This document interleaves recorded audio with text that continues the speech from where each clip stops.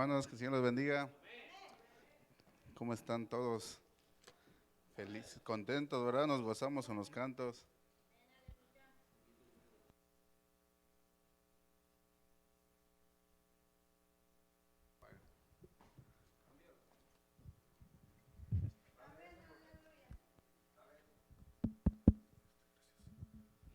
Ahora sí. Damos gracias a Dios, ¿verdad? Porque nos ha permitido estar aquí en su casa, ¿verdad? Ah, yo estoy bien contento de estar nuevamente aquí. Dios es maravilloso y Dios ha sido generoso con cada uno de nosotros. Ah, Les invito a que abran su Biblia en Tito, por favor. Cuando lo tengan, lo dicen fuerte con un amén, por favor. En Tito 2, por favor.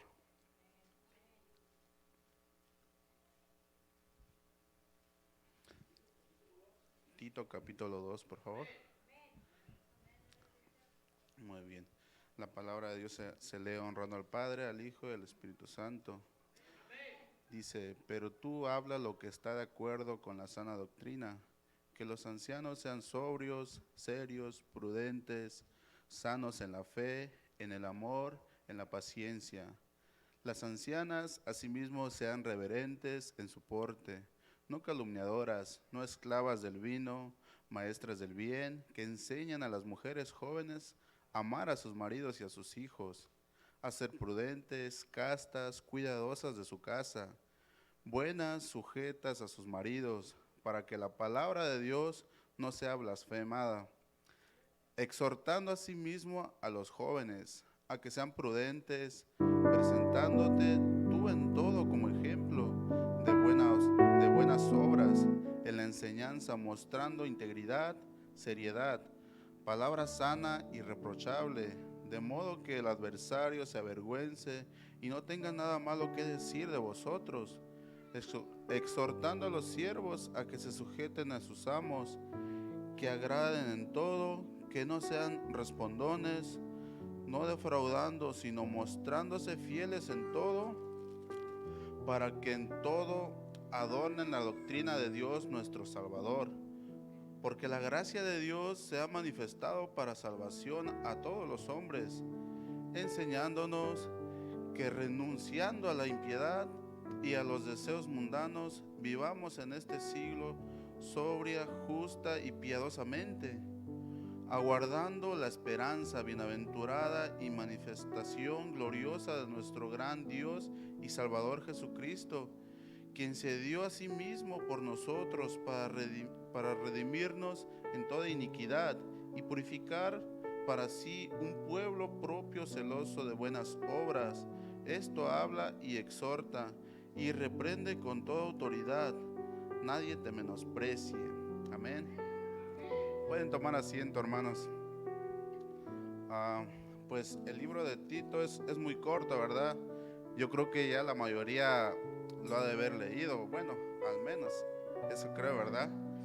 Porque solamente son tres capítulos, entonces es muy corto, pero trae mucha información en cual nos ayuda, ¿verdad? Miren lo que dice este escritor, dice, Tito es una carta para instruirlo, animarlo en sus deberes.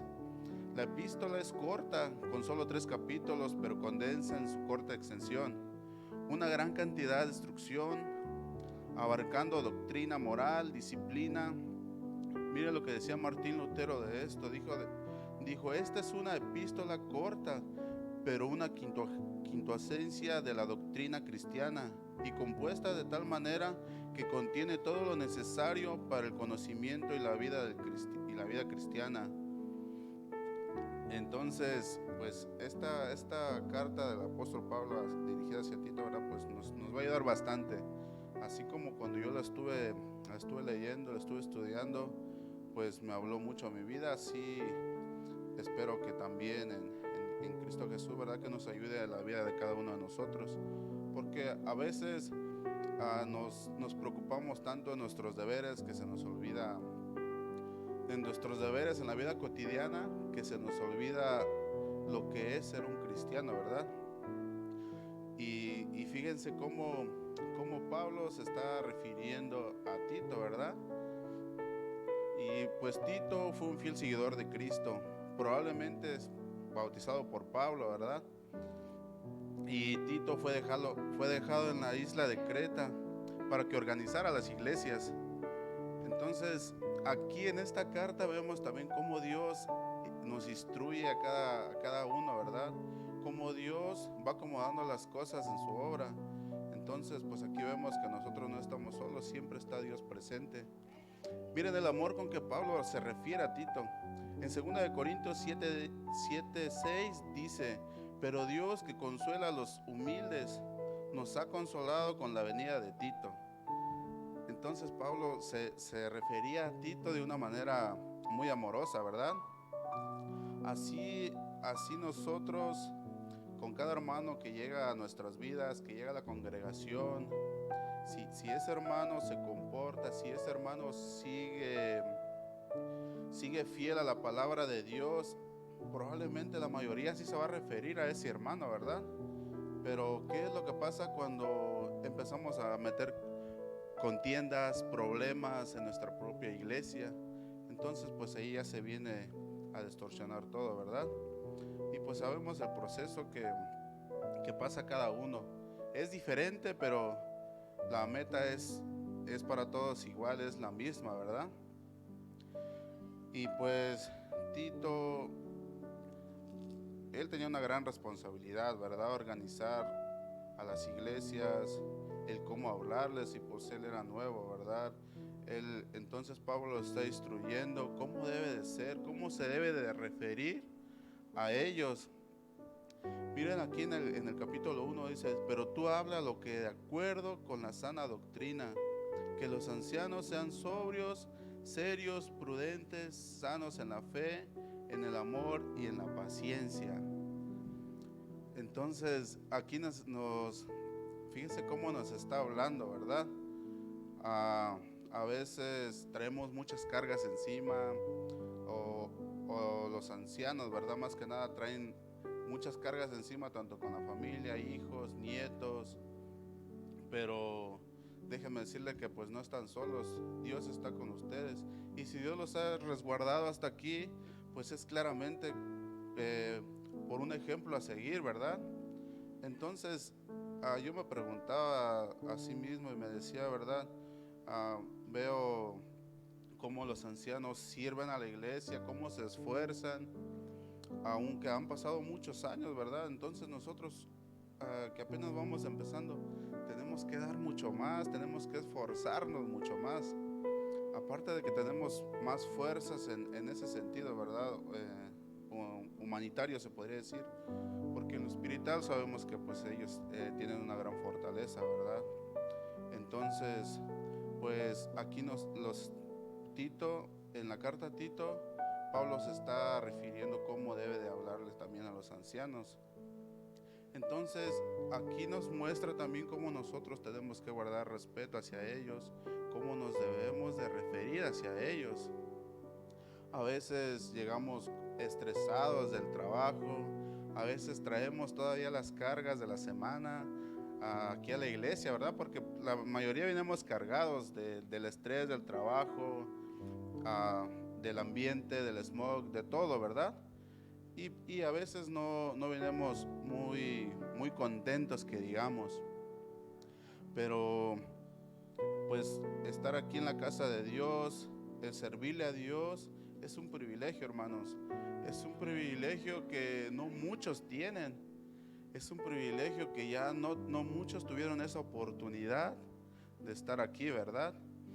Entonces aquí en el capítulo 2 dice, en el capítulo 3, perdón, dice: las ancianas asimismo sean reverentes en su porte, no calumniadoras, no esclavas del vino, maestras del bien, que enseñen a las mujeres jóvenes a amar a sus maridos y a sus hijos, y a ser prudentes, castas, cuidadosas de su casa, buenas, sujetas a sus maridos, para que la palabra de Dios no sea blasfemada.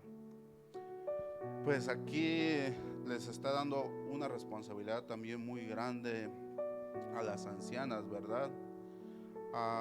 Pues yo no me puedo poner en su lugar, porque pues ya ellos han transcurrido un gran camino, ¿verdad? Ellos han caminado bastante, han traído muchas cargas encima. Volvemos otra vez con los nietos, los hijos, los yernos, las nueras, ¿verdad? Entonces es difícil, me imagino que es difícil para ellas ah, estar todo el tiempo sonrientes, todo el tiempo amables. Entonces hay que agradecerles mucho su hospitalidad cuando ellas nos reciben, ¿verdad? Vemos a la hermana Rosita cómo se esfuerza, ¿verdad?, en servir a Dios y cómo sigue ahí, ¿verdad? Entonces nosotros también tratemos de apoyarla, de entenderla a veces cuando anda enojada, porque yo creo que a toda la congregación ya los ha regañado. Entonces, miren cómo Pablo instruye a este joven. Entonces nosotros tenemos todo, Dios nos ha dejado todo para cómo llevar nuestra vida, cómo podemos nosotros servirle a Dios, ¿verdad? Dice aquí en el capítulo 6, dice, exhortando a sí mismo a los jóvenes a que sean prudentes, presentándote tú en todo como ejemplo de buenas obras, en la enseñanza, mostrando integridad, seriedad, palabra sana, irreprochable, del modo que el adversario se avergüence y no tenga nada malo que decir de vosotros. Entonces a todos nos toca una parte, ¿verdad? Platicábamos, comentábamos con el pastor el sábado en el instituto, ¿verdad? Estábamos haciendo una como simulación, ¿verdad? De que hay un promedio de que ingresen, vamos a poner 6,000 estudiantes, ¿verdad?, a la universidad. Pero ¿cuántos terminan? ¿Cuántos adquieren un doctorado? ¿Cuántos llegan a la meta? Probablemente unos 3,000 o 4,000, ¿verdad? ¿Y qué pasó con los otros 2,000? No llegaron a la meta. Y después de esa, de los que llegaron a la meta, probablemente unos 1,000, 1,500 están ejerciendo lo que estudiaron, ¿verdad? ¿Y qué pasó con los demás? Pues muchos pueden decir, ¿verdad? No, pues es que no se esforzaron o no fueron disciplinados. Parte hay de eso. Pero a veces se presentan situaciones en nuestras vidas en las cuales no están a nuestros alcances, ¿verdad? Pero déjenme decirles que a veces tomamos decisiones incorrectas. A veces nosotros nos declaramos perdidos sin ni siquiera haber comenzado una carrera. A veces estamos en la iglesia, pero ni siquiera todavía Dios nos ha encomendado, ¿cómo se podría decir? Ni siquiera Él nos ha puesto un trabajo específico en la iglesia, pero nosotros ya nos estamos dando por vencidos. Todavía ni siquiera hemos comenzado un ministerio en la iglesia y nosotros ya nos dimos por vencidos, ¿verdad? Y se dan cuenta cómo es Dios de maravilloso, cómo Dios se ha fijado en cada uno de nosotros, cómo Dios se ha fijado en las situaciones, cómo Dios nos ha dado instrucciones, cómo nos ha dejado para que nosotros podamos continuar. A veces nosotros estudiamos una parte que nos agrada, estudiamos algo en lo que somos buenos y al final de la meta terminamos, tenemos un doctorado, pero ¿qué es lo que pasa? No ejercemos, eso que estudiamos no lo ejercemos. Entonces, ¿qué es lo que pasa? Nosotros nos emprendemos otra cosa, ¿verdad? En la cual nosotros no estamos ni capacitados, ni mucho menos estudiados. ¿Y qué es lo que vamos a enseñar? Pues obviamente lo poco que sabemos, ¿verdad? Así pasa en nuestra vida cristiana. Si usted nada más viene a escuchar al predicador, si usted nada más viene a lo que dice el predicador y usted no estudia su Biblia, probablemente el predicador tenga o pueda distorsionar la palabra, ¿verdad? Entonces es importante que nosotros también estudiemos la palabra de Dios para que no seamos engañados, porque ustedes se dan cuenta hoy en día, ¿verdad? cómo han distorsionado la palabra de Dios. Entonces, hermanos, Dios es bien claro. Así como Dios te da bendiciones, pero Dios también exige. A muchos nos cuesta, ¿verdad? Nos cuesta estudiar la Biblia, a muchos nos cuesta leerla en la semana, pues yo me cuento, ¿verdad? A veces ponemos justificaciones que el trabajo, a veces buscamos cualquier excusa para orar. Entonces, aquí en esta carta nos está hablando a todos que cuáles son nuestros deberes como cristianos. ¿Qué es lo que debemos hacer, verdad? Para llegar a la meta la cual Dios nos ha encomendado. Entonces nosotros tenemos que poner de nuestra parte. Dice aquí en Filipenses 4:13, todo lo puedo en Cristo que me fortalece. Y así como este capítulo en la Biblia van a encontrar muchos. Cuando ustedes se sientan desanimados, cuando ustedes se sientan que están solos, ustedes no están solos. Dios siempre ha estado con ustedes. El problema que a veces nosotros no miramos a Dios. ¿Por qué? Porque Él está presente, pero nosotros estamos lejos de Dios, estamos fuera de Dios. Entonces no podemos sentirlo. Dios en su soberanía, Él no te obliga a que hagas nada, ¿verdad? Dios es tan bueno, Dios te da el libre albedrío de que tú decidas, ¿verdad? Por ti mismo. Pero hermanos, déjenme decirles que si toman otro camino que no sea el camino de Dios, la verdad, pues lamento decirles que ese camino no es el adecuado y los voy a llevar a la perdición, ¿verdad? Hemos visto muchos casos. Yo creo que aparte de lo que pasó en la Biblia, que hay muchas historias de cómo hombres le fallaron a Dios, cómo hombres que estaban llenos de la presencia de Dios le fallaban a Dios y Dios se alejaba de ellos, ¿verdad? Entonces, miren cómo es de maravilloso Dios. Dice en el capítulo 9, dice, exhortando a los siervos a que se sujeten a sus amos y que agraden en todo, que no sean respondones, no defraudando, sino mostrándose fieles en todo, para que en todo adornen la doctrina de Dios nuestro Salvador. Entonces nosotros se dan cuenta de la gran responsabilidad que tenemos, ¿verdad? Nosotros no le podemos estar fallando nada más a las personas, nosotros no podemos estarle fallando nada más a un hermano, nosotros le estamos fallando a Dios con nuestros actos, nosotros le estamos fallando a Dios en cómo estamos viviendo, ¿verdad? Si usted piensa o cree, ay, le estoy fallando al hermano, no, al hermano no le está fallando, al que le está fallando es a Dios, porque Dios nos ha dado la libertad, ¿verdad? Dios no nos está obligando a nada. Lo único que pide Dios, ¿qué es lo que pide Dios en nuestras vidas? Todo se basa en los 10 mandamientos, ¿verdad? Y nos cuesta muchísimo cumplirlos. A todos nos cuesta. Y aquel que diga que no le cuesta, pues que nos diga, ¿verdad? Porque la verdad a todos nos cuesta. En algo estamos fallando a Dios. Entonces Dios es tan misericordioso y tan bueno que cómo se ha manifestado todavía en nuestras vidas, cómo nos ha resguardado y cómo se preocupa por cada uno de nosotros, ¿verdad? A veces, miren cómo es Dios. Nosotros, bueno, yo en mi trabajo, ¿verdad? A veces me toca ir a instruir a una persona y a veces no tengo la paciencia.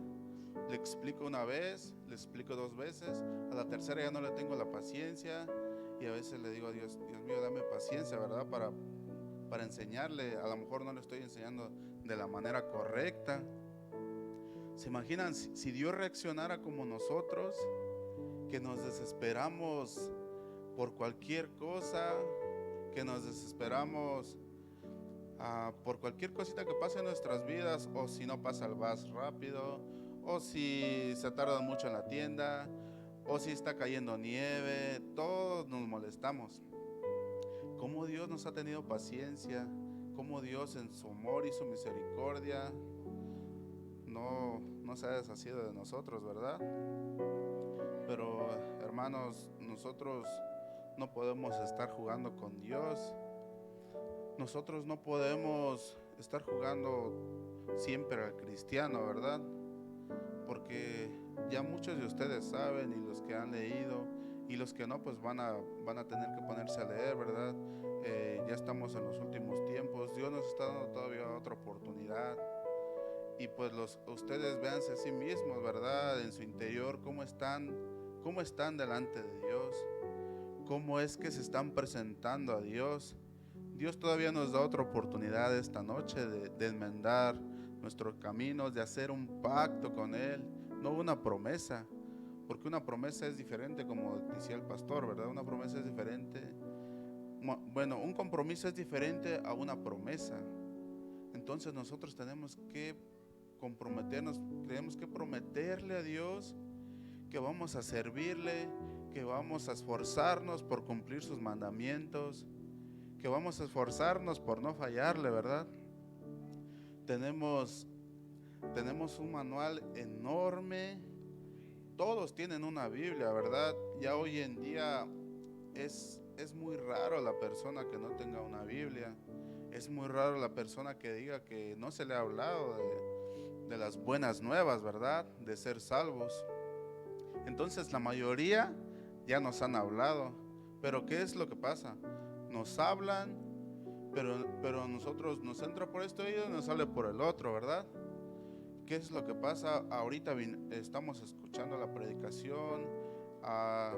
El predicador dice una palabra que nos llega a nuestro corazón, ¿verdad? Pero al rato ya se nos olvidó. Ya se nos olvidó porque llegamos, nos ponemos a ver TikToks, nos ponemos a ver Netflix y ya se nos olvidó. ¿Se dan cuenta?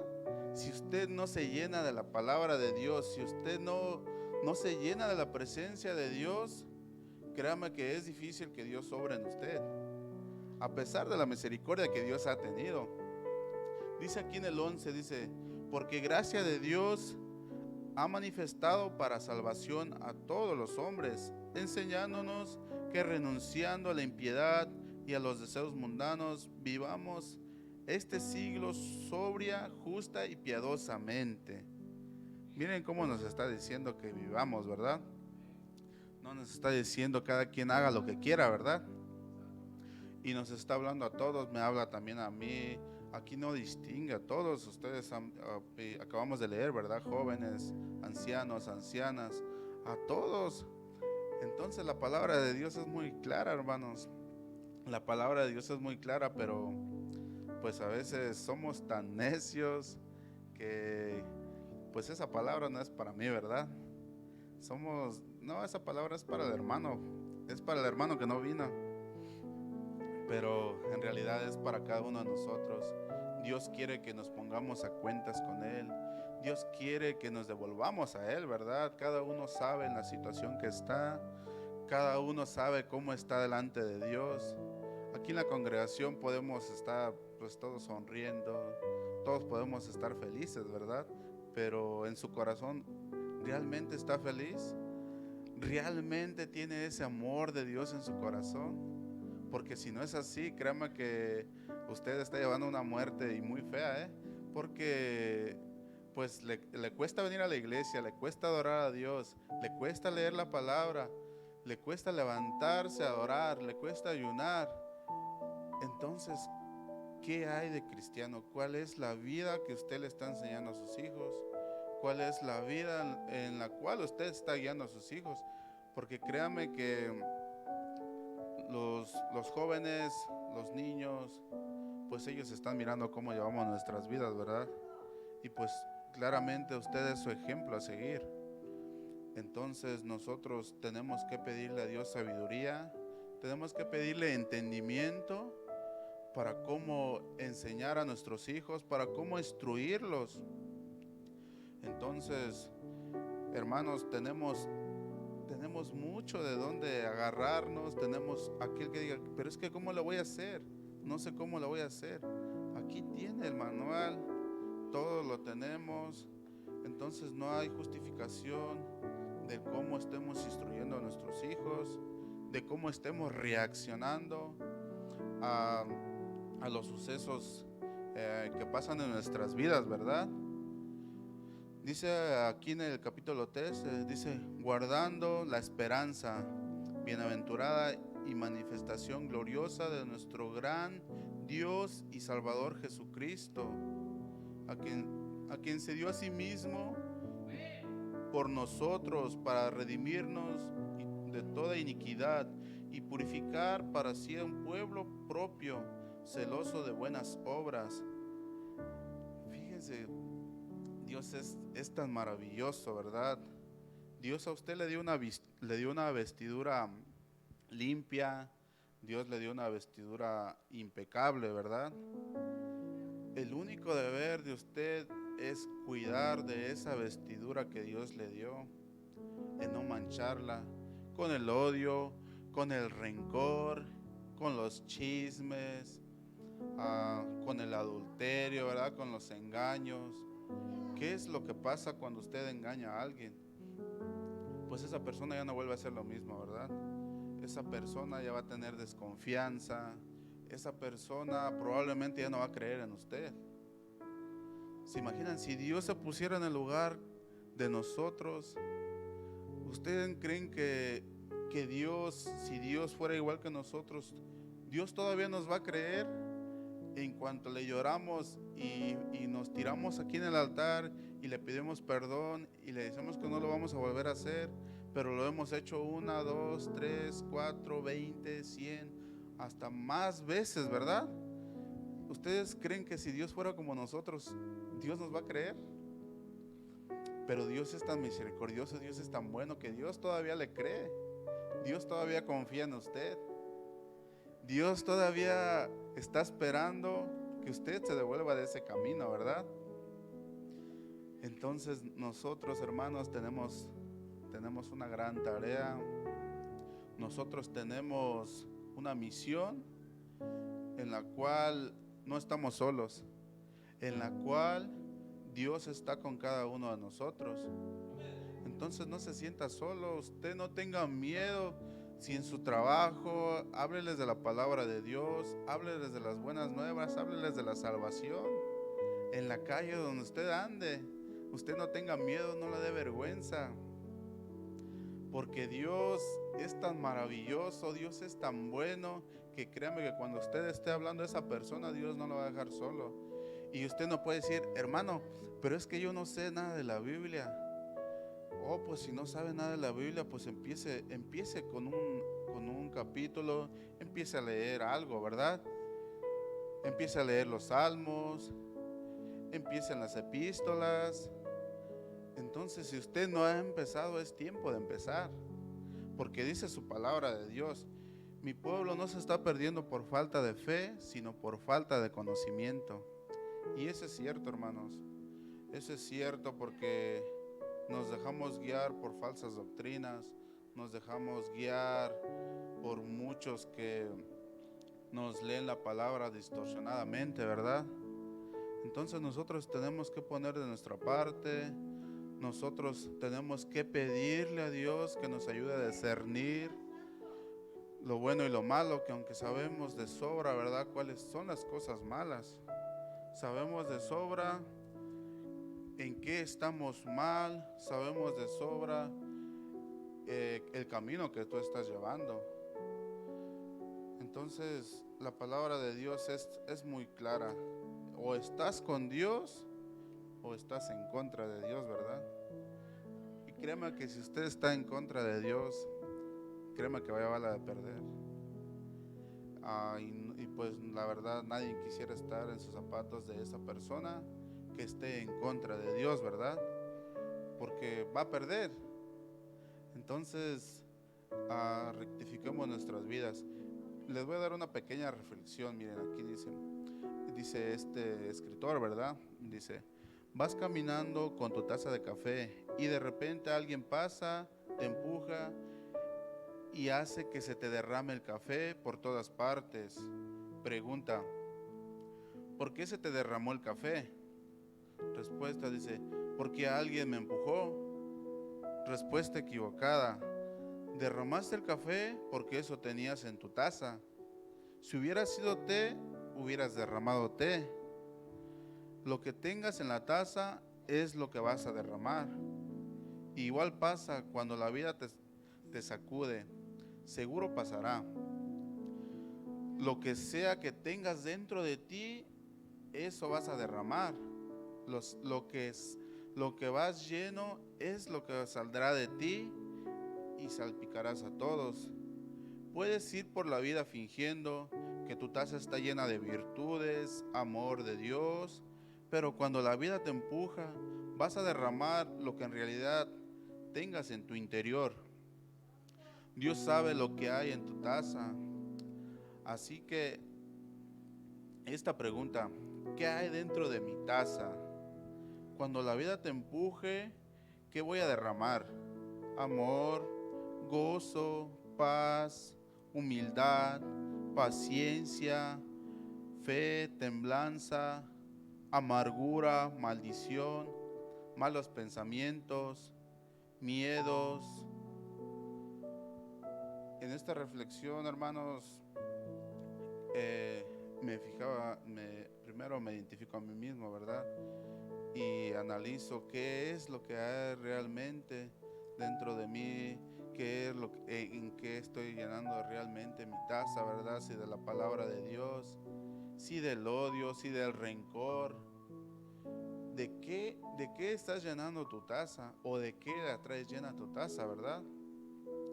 Y si lo que acabamos de mencionar, del odio, del rencor, los chismes, las contiendas, si de eso está llena tu taza, pues te aconsejo que esta noche, hermano, la vacíes y la llenes del amor de Dios, la llenes del Espíritu Santo, la llenes de su presencia de Dios, de su palabra, para cuando venga el momento en que la vida te sacuda, en que digas tú, yo no puedo más, tú sabes de qué está llena tu taza, ¿verdad? Y eso también le va a ayudar mucho a las personas que estén a tu alrededor. ¿Por qué? Porque de lo que tú derrames es lo que les vas a salpicar a esas personas. Si tú derramas amor, les vas a salpicar de amor, ¿verdad? Donde quiera que tú llegues, vas a salpicar amor. Pero si traes amargura, si traes odio, si traes tristeza, si todo el tiempo andas enojado, ¿qué es lo que va a pasar? Vas a llegar a un lugar y van a decir, oh, ya viene el hermano enojón, gruñón. Y no, eso no está bien, ¿verdad? Entonces nosotros, hermanos, tenemos que llenarnos del amor de Dios. Terminen de leer la epístola a Tito, les va a ayudar bastante. Ahí lo está instruyendo Pablo, ¿verdad? Cómo debe de ser, cómo se debe de formar una verdadera iglesia en Cristo. Porque eso es lo que somos nosotros somos la iglesia. Y pues la iglesia está formada por muchos miembros, ¿verdad? Todos en diferentes actividades, pero para la misma meta. Entonces nosotros no podemos ser piedra de tropiezo, nosotros no podemos poner obstáculos en el hermano, nosotros no podemos hablar del hermano sino ponernos en sus zapatos. Lo que debemos de hacer es apoyarnos unos a otros y rectificar en qué fallé, ¿verdad? Y si en qué estoy mal. Y con pedir una disculpa, con pedir un perdón, usted no le va a pasar nada, usted no va a dejar de ser menos. Y si usted piensa que va a dejar de ser menos por pedir disculpas y perdón, entonces yo creo que está en el lugar equivocado. Porque aquí en el reino de Dios todos somos iguales. Aquí no hay distinción de género, aquí no distinguimos que si usted es más importante, que si el hermano predica, que si el hermano es un adorador, que si el hermano es ujier. Aquí todos somos iguales y todos somos importantes para Dios, para la obra de Dios. Entonces, hermanos, les invito, rectifiquen sus vidas, así como yo lo hice, ¿verdad? ¿Qué es lo que traemos dentro? ¿Qué es lo que traemos para darle a Dios, para darle a la sociedad, para darle a nuestros hijos, para darle a nuestros vecinos, para dar en el trabajo? ¿Qué es lo que traemos? Porque como platicamos la vez pasada con el pastor, ¿verdad? Hay muchas personas que dicen, tú no te fijes en mí, tú fíjate en Dios. Se dan cuenta, a veces Dicen, no, pero tú no pongas la mirada en mí. Pero entonces, ¿en quién más van a poner la mirada de ellos? Si a Dios no lo pueden ver, a Dios solamente lo pueden sentir, ¿verdad? Con el corazón, pero tú no puedes ver a Dios. Entonces, ellos, ¿en quién van a poner la mirada sino en ti? Entonces, tenemos que tener cuidado de cómo estamos llevando nuestras vidas, de cómo nos estamos portando, de cómo estamos siendo con los demás. ¿Estamos siendo justos? ¿Estamos siendo criticones nada más? ¿En qué estamos ayudando para que esa persona sea mejor? ¿O qué es lo que debemos de hacer? Y si usted no sabe qué es lo que va a hacer, lea la epístola de Tito y ahí le van a decir qué es lo que debe de hacer. Y no está muy grande, hermanos, son tres capítulos. Yo creo que si usted los lee, no sé, media hora, una hora, no va a pasar nada, al contrario, le va a ayudar, va a edificar su vida y le va a mostrar también en qué está mal usted. Entonces, tómese ese tiempo. Yo los invito a que lean la Biblia, a que se llenen más de la palabra de Dios, porque es necesario, hermanos. Es necesario. En estos días han pasado muchas cosas. Yo creo que este año lo empezamos, muchos van a decir, ¿verdad? Lo empezamos con el pie izquierdo, pero no, nada de eso. Nosotros sabemos, ¿verdad?, qué es lo que hay detrás de todo. Y pues créanme que en Dios solamente hay propósitos, en Dios solamente hay victoria, ¿verdad? Y si usted está aquí, es por pura misericordia de Dios y porque Dios tiene un plan para usted. Y si usted no quiere tomar ese plan que Dios tiene, si usted no está atento a la voz de Dios, usted va a seguir en las mismas. Y desafortunadamente, como lo acabamos de leer, va a llegar el momento en que ya no vas a poder más. Va a llegar el momento en que ya no vas a tener reserva de nada para poder salir de ese bache donde caigas. Y quién sabe, ¿verdad? Dios es tan bueno y misericordioso, pero pueda que en ese momento Dios no te escuche. ¿Qué es lo que pasaba con el pueblo de Israel, verdad? ¿En cuánto tiempo ellos iban a cruzar ese desierto? Más sin embargo, probablemente, sin temor a equivocarme, en 13 días, ¿verdad? Pero ¿qué pasó? Que fueron desobedientes, ¿verdad? Y esos 13 días se convirtieron en ¿cuánto? En 40 años. ¿Se dan cuenta? Probablemente la prueba que tú estés pasando ahora, mañana, esta semana, se borrará. Pero ¿qué es lo que pasa? Tú no quieres salir de ahí, tú estás dando vueltas en círculos, en círculos. ¿Por qué? Porque no estás atento a oír la voz de Dios. Por desobediente, por alejarte de Dios, por hacer todo lo contrario a lo que Dios nos ha mandado, ¿verdad? Entonces, hermanos, rectifiquemos nuestras vidas. Y pues así como a mí me ayudó, espero que también a ustedes les haya ayudado. Es un libro muy corto, pero la verdad nos ayudó bastante, ¿verdad? Que el Señor me los bendiga y los lleve con bien a sus hogares. Hasta aquí dejo mi parte al pastor. Y gócense, hermanos, gócense que tenemos salud, tenemos paz y amor. Dios los bendiga.